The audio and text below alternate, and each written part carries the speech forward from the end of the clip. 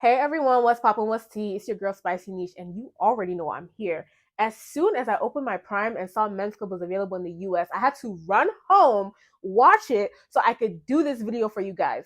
Now, one of the problems that I have with Red TV, if you saw in my last video, Giacomo, I already commented a little bit, but one of my issues with them is their lack of communication with the audience. For example, they had said that they were going to release Men's Club initially at a particular date, then they changed the date, then they altogether threw the date away. They could have been a statement released that said, hey, fans, apologies, but due to unforeseen circumstances, we're going to have to push the release date of Men's Club. Apologies for any inconvenience. Like, I just want to know who's running their social media team because, in my opinion, they're not doing a very good job. Secondly, they said it was going to release last Friday. They didn't include the fact that it was going to release in Nigeria on Friday. Then I know some people in UK and Canada had it on Saturday, and then us in the US had it on Monday. Like, these are all things that were not communicated. And then they could have released a statement that said, hey, we completely understand that, some countries don't have the Men's Club yet. Here are the days that they're going to release in your country with like a calendar of like when they plan on releasing in UK and Canada and US.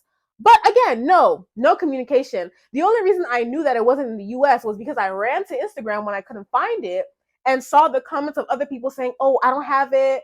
Do you guys have it? Do you guys have it? Like, I just wish that they had a better social media team that was able to communicate with the audience because this whole time, it's been really, really bad. And Red TV, honestly, you guys need to do a way better job of just like letting us know like what is going on. Now, with that being said, I'm going to jump straight into Men's Club New Chapter Episode 1. So we open this season with Lola and Louis happily in love. Then we move on to Lanre and Tenny, who is Lola's mom, in case you guys forgot, because it's been a while. And so Lanre is basically upset with Tenny because she doesn't want to come out to events with him because, being that she's Louis's mother-in-law and Lola's mom, she just feels like it's uncomfortable for her to, kind of be coming to events that their circle is doing. But Lanre is not trying to hear that. He feels like she's giving excuses. And I mean, this is what she signed up for when she signed up to be his girlfriend. Not only that, Lanre's mom is coming to visit for New Year's, and Tenny and Lanre are living together. So he has to kind of tell his mom that, like, hey, mom, this is who I'm dating. So that's basically what's going on with Lanre in this particular episode. He closed on a very big contract, and yeah, that's pretty much it for Lanre this episode. So Lola and Lanre, we later find out, have trouble in paradise due to Tonye.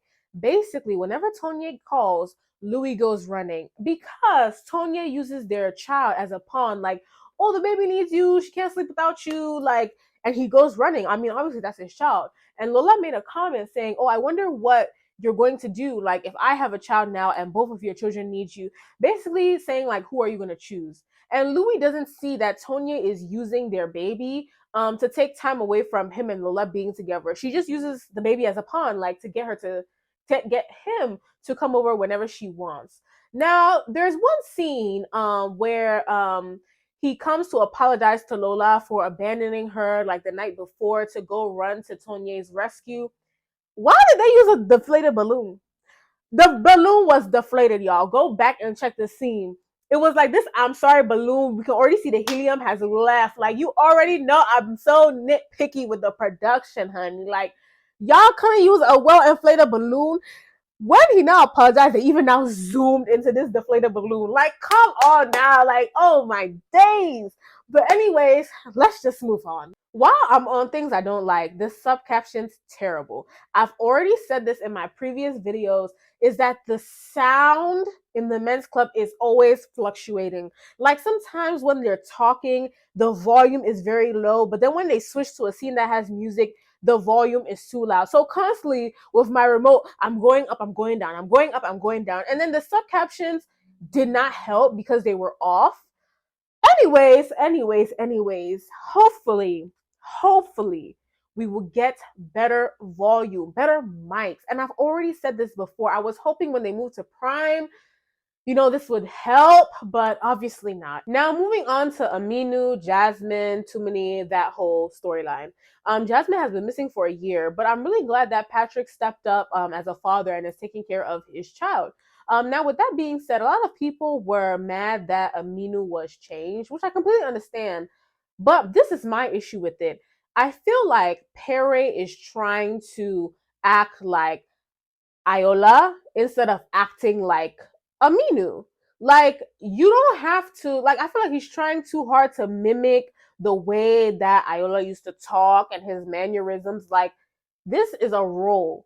You need to step into the role of Aminu and not into the role of Iola. You get what I mean? Like, this was his opportunity to, I feel like, take this role and make it his own. Add his own sugar, salt, Maggi, pepper, all that. And I don't know, I just feel like he was just trying too hard to act like the previous actor that was in this role instead of just taking the role and making it his own. Because obviously, Red TV be changing characters like what I don't know, be changing actors.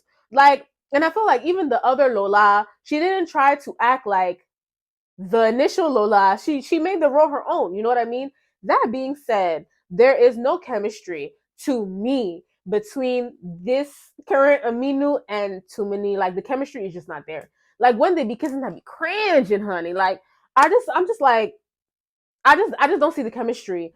To where I just feel like they should have used a more, I feel like, seasoned actor for this role. If Daniel Etten wasn't already in this series, I would have said that's who they should have used. Because I just feel like, I don't know, like, I don't know, I just don't really see Pere embodying this role. Like, that's just my personal opinion. You guys can let me know what you guys think below, but I don't know, I just don't see the chemistry there. Now, Aminu does want to get married to Tumini. He's having a conversation with Patrick about it, but Tumini is just not ready to get married. She says that there are certain things that she wants to achieve before getting married. I feel like this mentality is very backwards. Getting married should not take away from you or whatever you want to do. If anything, it should be an addition because you now have someone, a partner, who is supporting you along the way to achieve whatever goals that it is that you want to achieve for yourself. But I feel like too many is looking at it as like it's taking away. Like, marriage should add, not take away. If marriage is taken away, you are in the wrong marriage. But Aminu, he's being respectful, he understands, but I think it's crazy how Tumini does not even want to express to Aminu what those things are that she wants to achieve. She's just like, oh, I'll tell you when the time is right. I don't understand that. But, hey, Aminu is being really understanding with Tumini throughout that whole process. So kudos to him. But one thing I am happy about is that Tumini has a new wig.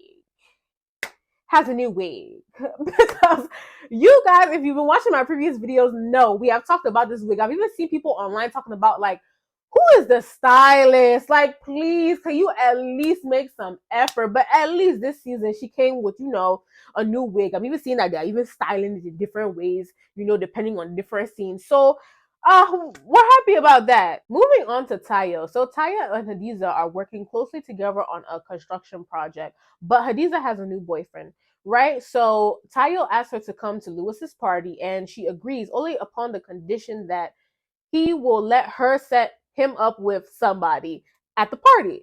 Now, upon getting to the party, Tayo meets the girl that Hadiza wants to set him up with, upon the conditions that he will not take her home, he will not have sex with her, meets her at the party, and ends up taking her home. I know you guys saw how Osas made a cameo. Initially, I was hoping that this is who they would set Tayo up with, but once I saw that she wasn't in the introductory video where they say all the characters, I already knew that was not who was going to be set up with Tayo. But I don't know why was the cameo necessary. I just don't know why that was necessary. And then if you look at about 30 minutes and 17 seconds of the first episode,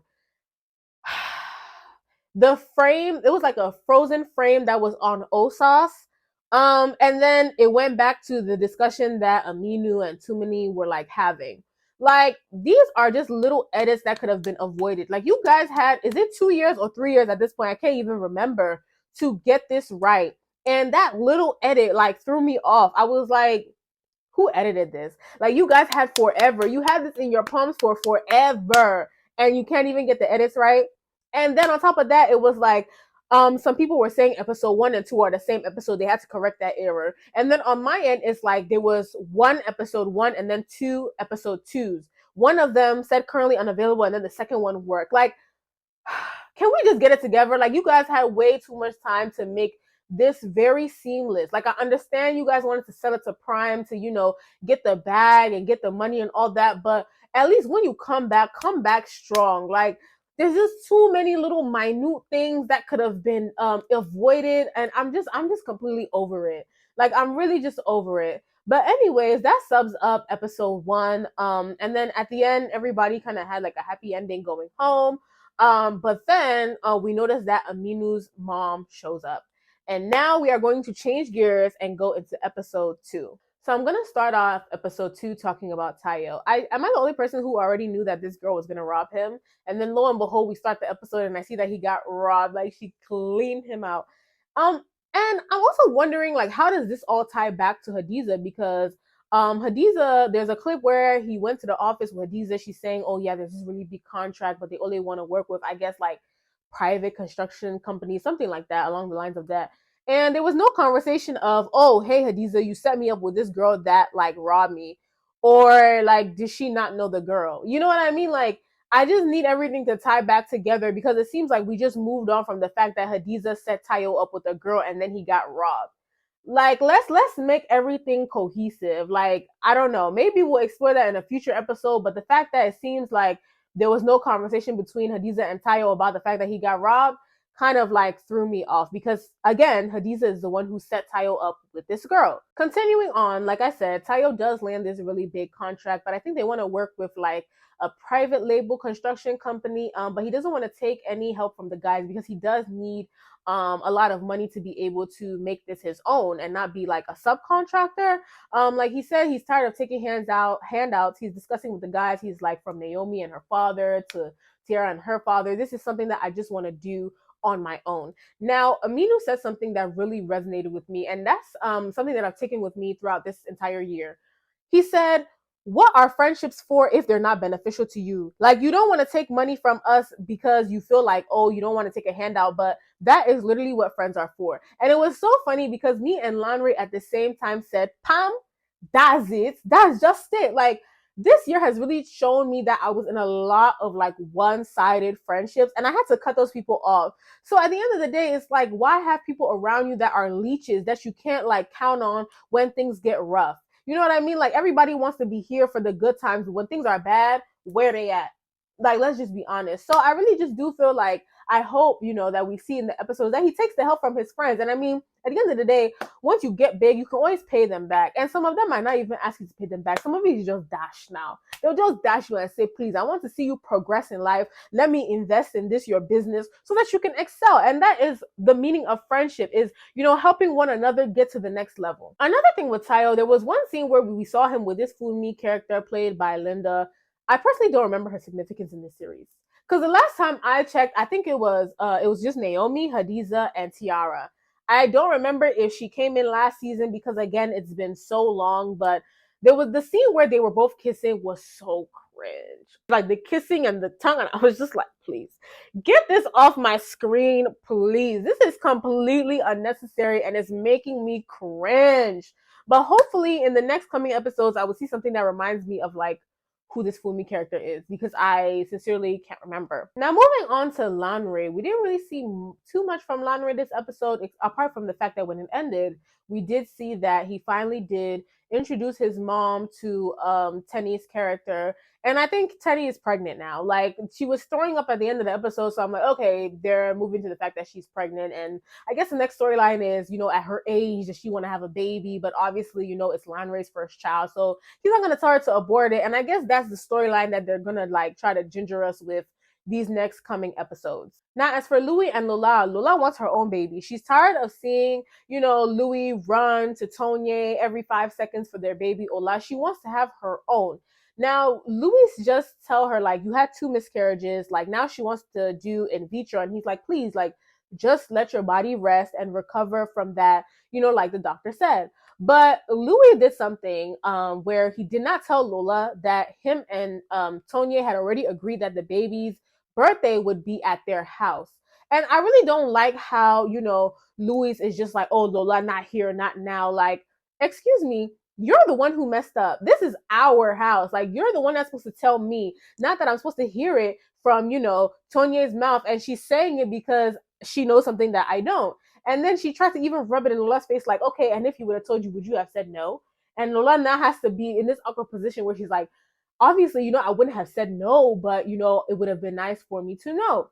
And I really don't like how, Louis is not doing his due diligence of making her feel included. Like, he needs to put his foot down and say, Tonye, this is my wife. Like, when they were taking the group pictures at the baby's party, he should have been grabbing Lola and being like, oh, this is my family. Like, we are all parents of this child. Like, let's do this. And then Tumini saying, oh, no, move. You don't want to be like the bitter woman in this. I'm like, what is wrong with these people? How is she the bitter one? She's married to this man. Why is it like, oh, they should be taking their pictures by themselves and she's not included? No, she's now a part of this family. There are going to be times that Louis may not be around and she might have to watch his daughter.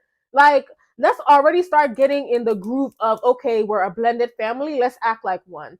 So that's all I have to say about that. And that is the problem when you start dealing with all this blended family wahala, because like, it's just too much. It's just too much. But that is the story this episode with Lola and Louis. Now moving on to Aminu and Tumini. So Aminu's mom shows up and she wants Aminu to take over the company. She also wants Aminu to start acting like a billionaire. Like, she wants him to get with a PR woman to kind of like blow up his brand and make him bigger and make it known that he is a billionaire and stuff like that. But she kind of confuses me because I'm like, do you like Tumini or you don't like her? Like, which one is it? Like, pick a side. Like, which one is it? Like, you're going back, forth and forth. Like, pick a side. Because sometimes she'll do things that make me feel like, oh, maybe she likes her. Like the scene where she's like, oh, Tumini, please tell him to wear a tie to the event, like trying to be like funny. But then I believe it was Christmas that she gave Tumini a blank check, and when Tumini was like, oh, you can't just like buy me off, she was like, oh, that's just a Christmas gift. You can write any amount. I can buy your thoughts if I want to. For me, I feel like that scene solidified why Tumini is not ready to marry Aminu. Because I personally, there is no way I'm going to marry a man who cannot correct his mom when she's disrespecting me. What kind of person is that? So I will not enter a marriage where I'll be walking on eggshells the whole time with your mom, and you can't even like put your foot down as a man and say, hey, mom, this is like my wife, this is who I want to marry. Like, there needs to be some sort of mutual respect. Instead, you just sat quiet like a mumu. Like me, I will not enter that kind of marriage and see me like this. So yeah, I mean, I just didn't like that from Aminu, period. It's like you talk about wanting to have a child and all these things, but you can't even defend the woman that you love and want to have a child with in front of your mom. Like, why would she want to have a child with you? Why would she want to get married to you? Like, so she can live a life of like suffering and constantly, being degraded by your family members? Absolutely not. I feel like for the first two episodes, it was okay. It was finally nice to see Men's Club back on the screen. But I just, again, wish that there was more communication with the viewers as to what was going on with Men's Club. And again, I'm sitting here like, so this week's episode that's coming out, am I going to have it on Friday? Or am I going to have it on the next Monday? As, like, just better communication across the board. I mean, I'm excited to see, what Men's Club has to offer this season. But I really feel like we are missing like a good web series on YouTube. Like, I really like Sibe by Bimbo. But again, like, that's more of a comedy, and I'm wishing like we had some sort of drama. Like, I feel like Assistant Madames, they really came back the second season and did a better job than the first. So I'm like wondering if they're gonna bring that back. Now Skinny Girl, I don't know what's going on with Skinny Girl, child, but I feel like the same thing that Red TV is doing is probably what Skinny Girl's doing. Skinny Girl is probably trying to get on Netflix or Prime, and that's probably why it's taking so long for us to hear back as to like what is going on with Skinny Girl. I feel like they're trying to sell it to either Netflix or Prime, and that's why it's taken so long. Now, I had a conversation with a friend of mine who just said they should have written Aminu's character off instead of like all this changing of characters. But one thing I did tell her is that you can't like write Aminu's character out, because Aminu, the original Aminu, can't, act in the series. Because that would mean they would have to write off Patrick's character. That means they have to write off Jasmine's character. There's just so much linked to that Aminu character that you just can't write him off. And the only thing that they could have done was to replace him. But I hope throughout the series, Pere really just owns the character and makes it his own. Like, don't try to be Iola. Like, you can't. So just like make it your own. Don't, you can't be something that you're not. Like, own it, make it your own, put your own flavor on it, and deliver. I'm assuming we will see Jasmine later in the series, but I feel like the reason why she's quote unquote disappearing for a year is because, Sharon Oja now is so booked and busy. Like, I feel like that's why, it's very difficult for them to get some of these characters back. Like, I feel like Oloture really wowed me and really solidified her place as an actor. And she was doing a lot of other things, Glamour Girls, like, it's just a lot going on. So they had no choice but to, I guess, omit her character in the first few episodes until I guess they could grab her to be able to film. On top of that, she's also probably doing Skinny Girl. So it's just a lot going on with these characters. I feel like, a lot of them started on these web series and they are, getting bigger, and they just don't have time to do these web series when they're doing movies and things that are on Prime, that are on Netflix, that are, obviously paying the bills, paying more. But I'm excited to see what they have for this season of Men's Club. Let me know what you guys thought in the comments below. Do you like this new Aminu? I know I was seeing a lot of comments on Instagram saying that they feel like he did well. And do you think that there's chemistry between him and Tumini? Because I don't see it. Now, as far as Tiara, I don't really know what's going on with her. Like, I'm assuming that we will see her later in the series, but I know like people were saying she was been on like her real the actor Bukola. They've been saying that she's been on like an Instagram hiatus. So I don't know. I'm just curious to see what's going on.